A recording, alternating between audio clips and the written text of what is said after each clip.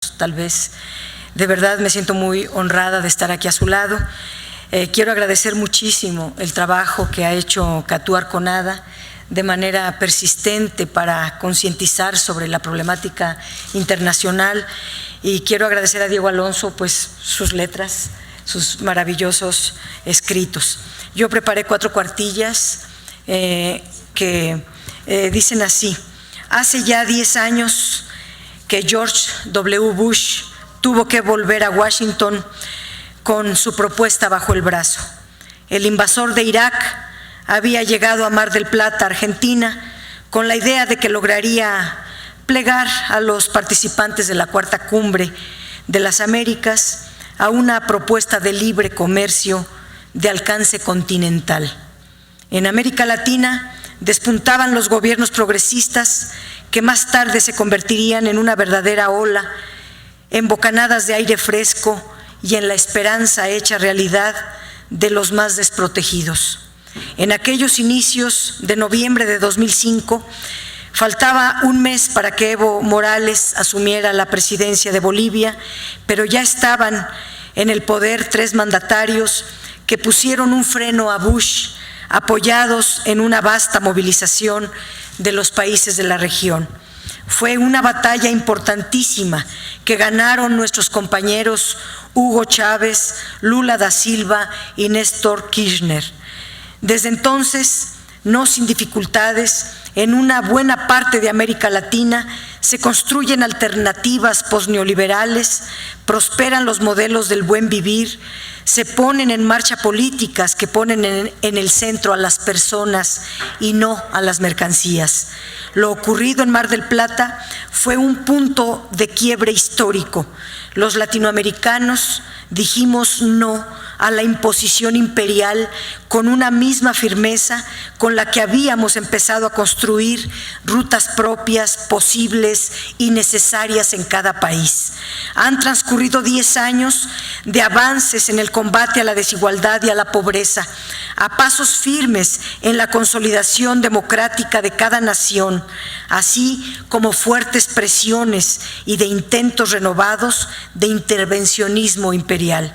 El nuevo camino que se expresó en Mar del Plata marcó un cambio de época al que se sumaron Evo Morales de Bolivia, Rafael Correa en el Ecuador, Salvador Sánchez Cherán ahora en El Salvador, Daniel Ortega en Nicaragua, Ollanta Humala en Perú y Pepe Mujica en Uruguay.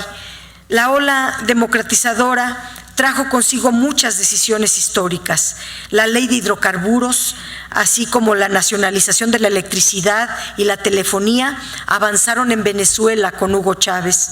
La nacionalización de los hidrocarburos, emprendida en 2006 por el gobierno boliviano, para revertir los contratos firmados por Gonzalo Sánchez Lozada, fue un proceso que culminó con la nacionalización total del petróleo y el gas.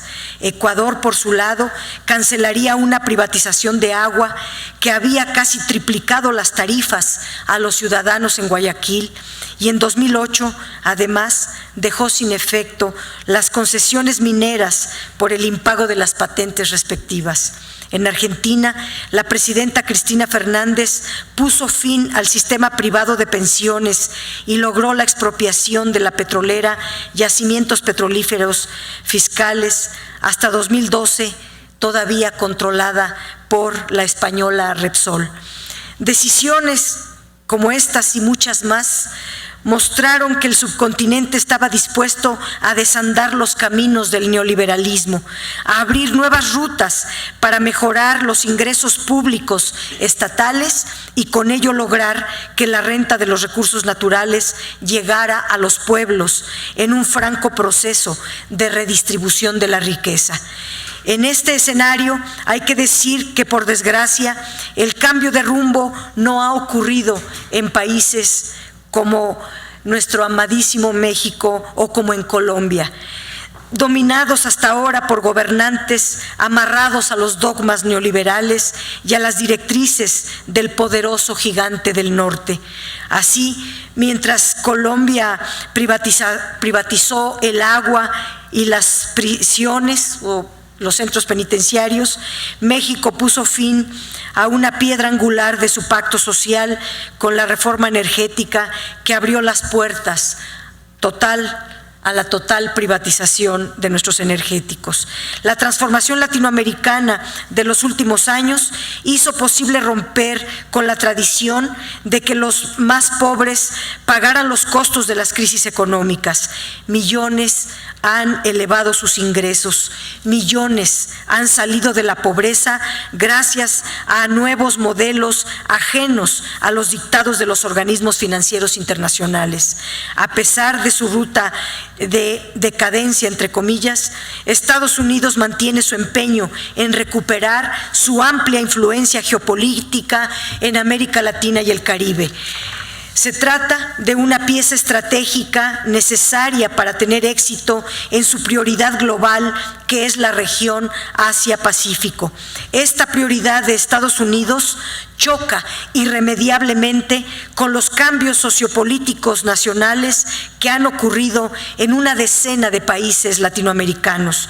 Frente a un mundo multipolar en proceso, Estados Unidos no solo busca mantener a la región como parte de su escudo de seguridad nacional, sino también hacerla partícipe de su estrategia global de supremacía militar y de reconstrucción económica ante la emergencia de nuevos poderes regionales globales, especialmente China.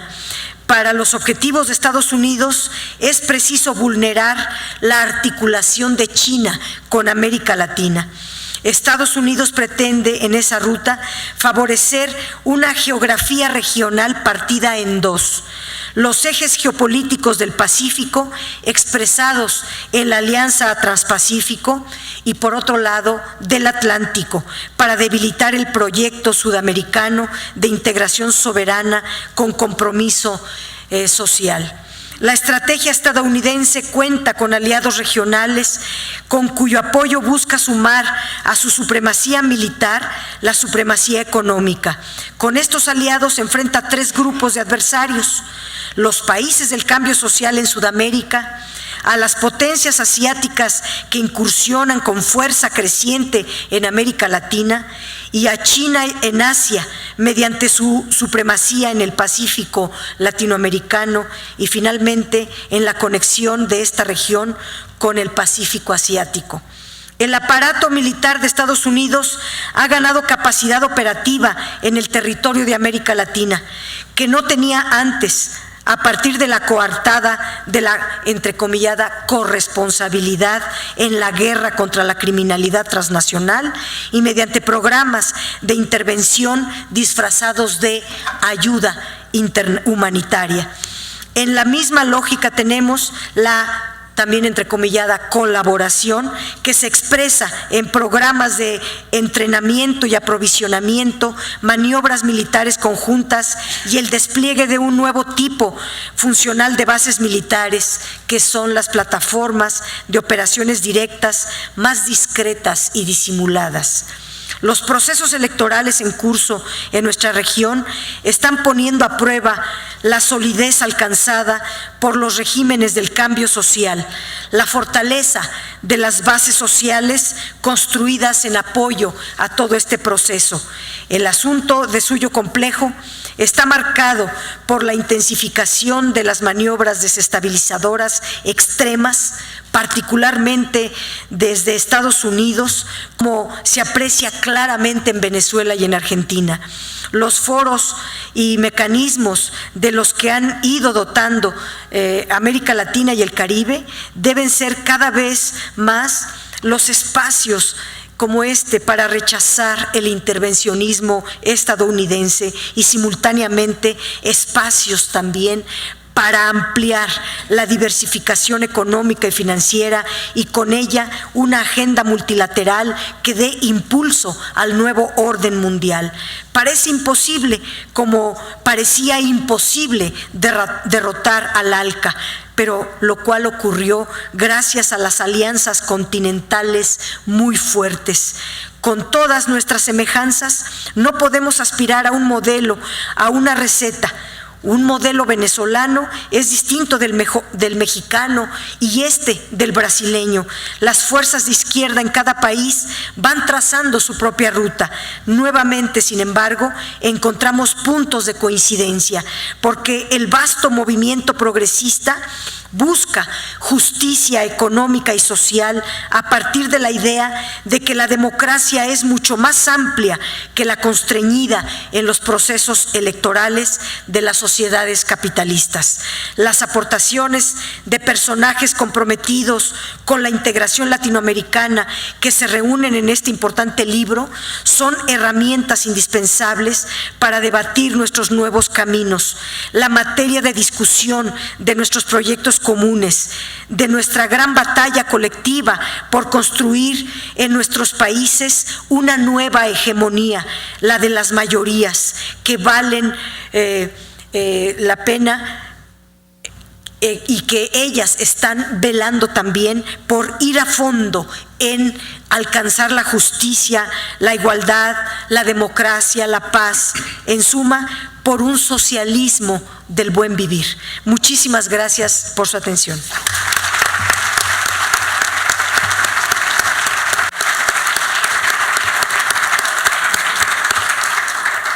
Muchísimas gracias, Dolores. Y bueno, pues para continuar con las intervenciones, pues como decía Dolores, con nuestro compañero Ángel Guerra, que leemos todos los jueves también en la jornada, voy a comentar algunos puntos de su trayectoria. Ángel Guerra participó en la lucha contra la dictadura de Batista y después del triunfo de la Revolución Cubana ocupó diversas funciones en las milicias nacionales revolucionarias y el Partido Comunista de Cuba. Participó como miembro del Comité Nacional de la Unión de Jóvenes Comunistas. Ángel Guerra es cronista y analista político, graduado de la Escuela de Periodismo de la Universidad de La Habana, Cuba. Fungió como director del diario Juventud Rebelde, así como de la revista Bohemia y de otras publicaciones cubanas de circulación nacional. Ha ejercido la docencia en la Universidad de La Habana y en el Centro Nacional de Conservación, Restauración y Museología de Cuba, y en la actualidad imparte la asignatura de Historia Universal de los siglos XIX y XX en la Facultad de Arte del Centro Cultural Casa Lam en la Ciudad de México. Se ha destacado como conferencista en universidades de América Latina y Estados Unidos de América. Actualmente, ya en México, es articulista sobre temas internacionales del diario La Jornada y coordinador del Foro de Reflexión Política México y el Mundo Actual, organizado conjuntamente por Casa Lam y el propio diario.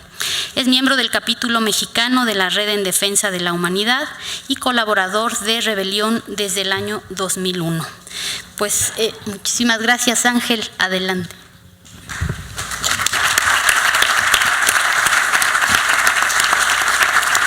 Gracias. Buenas tardes a todas y todos. Quiero agradecer en primer lugar a la senadora Dolores Padierna por su amable invitación para conmemorar hoy en México con este acto el 10º aniversario de una fecha fundamental en la historia toda de América Latina, que es la derrota o el entierro, como lo llamó el comandante Chávez, del ALCA en Mar del Plata. Muchas gracias además por el empeño que ella puso para que este libro estuviera listo en tan poco tiempo. Como decía Catu, prácticamente un mes después de la presentación en Argentina, ya estamos haciendo la presentación en México. En los próximos días se hará en Cuba. Y aprovecho para también hacer un reconocimiento personal a la senadora por su indeclinable solidaridad con los pueblos que luchan en América Latina, con los gobiernos progresistas y en particular con la Revolución Cubana. Eso es algo que la honra y que dice mucho sobre ella. Y quería decírselo. Esta fecha de la derrota del ALCA es una suerte de Ayacucho contemporáneo. Así como Ayacucho, el mariscal Sucre, reuniendo tropas venezolanas, bolivianas, peruanas, argentinas, de distintos países de América Latina, indios, negros, mulatos, derrotó a los ejércitos españoles, marcando con eso ya el punto culminante de nuestras revoluciones de independencia del siglo XIX, en Mar del Plata, con la acción mancomunada de todos los pueblos de nuestra región, que al aplicarse en la forma que se aplicaron las políticas neoliberales en América Latina y en el Caribe, que fue de una manera bestial, desde el Río Bravo hasta la Patagonia. Esto unido a algo que tiene América Latina que no tienen otros continentes, que es una tradición de lucha unida, de grandes líderes populares capaces de conducir grandes masas y conducirlas hacia la victoria, se llega a esta encrucijada en Mar del Plata, donde iba Bush resuelto a extender el Tratado de Libre Comercio que le habían impuesto a México a toda el resto de América Latina y el Caribe, con ello subordinándolo aún más, desindustrializándolo, despersonalizándolo, recolonizándolo, poniéndolo de rodillas. ¿Quién sabe lo que sería hoy América Latina y el Caribe de haberse aprobado el ALCA? No quiero ni pensar en eso, porque el neoliberalismo es un destructor de tejido social, de tejido cultural, de tradiciones patrias. Aquí en México lo vemos muy claro. Y imagínense eso aplicado a escala de toda la región. De modo que era una batalla decisiva. Bush tenía el apoyo del entonces presidente de México, Vicente Fox, que iba muy entusiasmado. No sé si recuerdan la entrevista que le dio a Carmen Aristegui en el vuelo del avión de aquí a Buenos Aires. Ya él estaba seguro de que se acordaba el ALCA. Eso era que cabalgaba en caballo de Hacienda. Pero se topó con pared. Se topó con pared porque allí líderes surgidos de esta batalla de los pueblos contra el neoliberalismo, Chávez, que fue un hijo del Caracazo, esa tremenda batalla popular contra el paquetazo neoliberal enorme que se quiso imponer al pueblo venezolano, Lula, parido por la lucha del movimiento obrero metalúrgico de Sao Paulo y las luchas contra la dictadura militar brasileña, y Néstor Kirchner, surgido de una coyuntura de rebelión popular en Argentina, como pocas se recuerdan en los anales de la historia contemporánea de América Latina, el famoso que se vayan todos, las asambleas populares, el corralito, aquel país que estaba postrado, aquel país donde se había privatizado todo, la patria financiera, como irónicamente se le llamaba. En eso convirtieron los gobiernos neoliberales y las dictaduras militares, que además ensangrentaron en Argentina como en muy pocos países a la región, con una crueldad infinita. Y este hombre, surgido del peronismo, resistente a la dictadura, junto con su esposa también militante de la juventud peronista, llega a la presidencia con un 22% de los votos. Se tuvo que construir un liderazgo, y ese liderazgo se construyó con acciones extraordinarias que transformaron la vida de los argentinos. Argentina se desendeudó. Argentina ocupó un lugar en el mapa geopolítico de América Latina y del mundo. Si Kirchner no hubiera estado de presidente de Argentina, Mar del Plata no hubiera sido posible. Pese a que estaba allí un gigante como Chávez y un enorme líder popular como Lula, y a que en la retaguardia estaba Fidel. Digo en la retaguardia porque no estaba visible, porque Fidel tenía su corazón en Mar del Plata. Fidel fue un actor detrás del telón.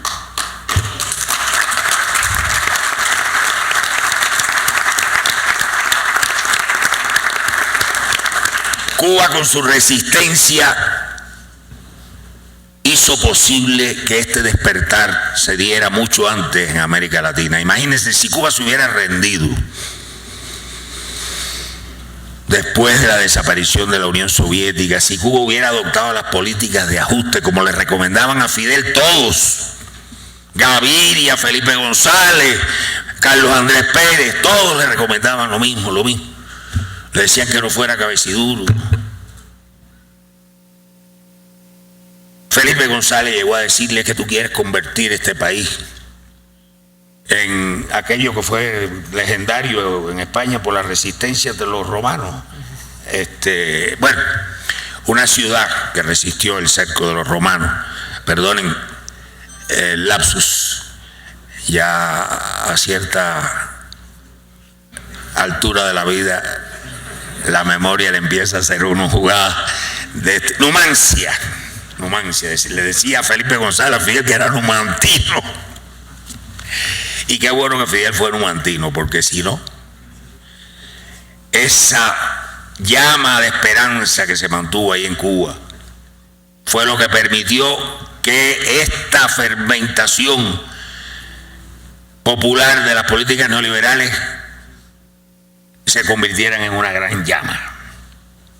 En una gran llama que hizo arder la pradera latinoamericana, ya no como lucha armada como en los 60 y en los 70, que fueron heroicas luchas, y que por cierto, sin esas luchas no tendríamos los espacios democráticos que hay hoy, los espacios políticos para poder luchar por hacer transformaciones.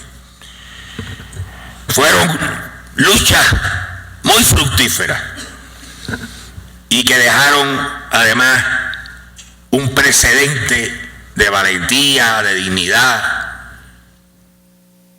de heroísmo muy importante como inspiración. Eso Chávez, que era un militar, lo tenía muy claro, la herencia de la guerrilla en Venezuela. Él le tenía un gran respeto a Alfredo Maneiro y a todos los hombres de la guerrilla venezolana. Pero bueno, nos tocaba ahora luchar por otros medios, por medios políticos, dentro del marco de la democracia representativa. Y Chávez, que en una época actuó con las armas después del Bogotazo y que en la cárcel estaba meditando, por fin decidió que las condiciones permitían plantearse la lucha por la vía política. Y después de Chávez, como explicaba Catu y la senadora, pues vino toda la playa de otros líderes electos por las masas populares, ya se han mencionado, y creo que ahí en Mar del Plata este trío de haces, de Lula, Kirchner y Chávez, fue decisivo para producir un punto de inflexión fundamental en la historia de América Latina. Se había creado conciencia. No sé si ustedes recuerdan que en Cuba se convocaban reuniones y reuniones sobre el ALCA, explicando qué era el ALCA, qué daño podía hacer el ALCA. Recuerdo que un día Fidel en La Habana, con un grupo de mexicanos que tuve el honor de acompañar, nos decía, hablando del Yo Sí Puedo, nos mostró aquel día lo que ya ha producido que millones de analfabetos se alfabeticen, lo que eran los primeros videos.